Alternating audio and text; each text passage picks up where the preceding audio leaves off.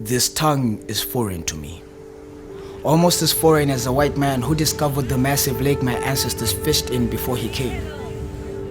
My mother tells me that when I was 7, I spoke my mother tongue as fluently as the sun rises in the east and sets in the west. Well, that was before I went to a school with a British curriculum where we were punished for speaking our mother tongues. Bullied for being different. Eventually, my accent became a burden too heavy to carry. I came home that night and told her that I would never speak it ever again. And just like that, the light of my past became pitch blackness. I guess that's what happens when you are colonized, when the lake you knew is discovered and named by the white man who came to you. But there and then, at least I learned how to swim. I swam through crowds and words. I learned the speech stroke. I grew up on American pop culture, basketball, do-rags, and the N-word, and the N-word was given to you for speaking English well, for at least speaking English like the rappers we watched. Tupac was the local hero and Biggie was the villain, depending on who you listened to first.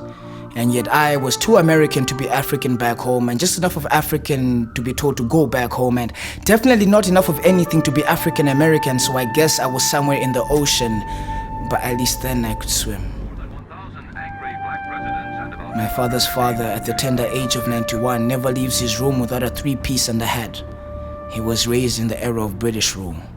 Tea at 4, tea plantations at 5. He was one of 6 that made it out. He taught for 7+ years, but by then it was too late to teach an old dog new tricks. So he ate sima with a fork and knife.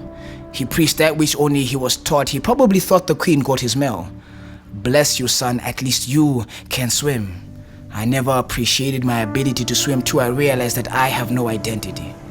It was lost in the sea of forgetfulness of my mother tongue, dropped in the hole I dug as punishment for not connecting to my roots. My tongue learned to swim past crowds that once laughed at my accent, past my own people that judged me for not being able to carry my mother through my tongue.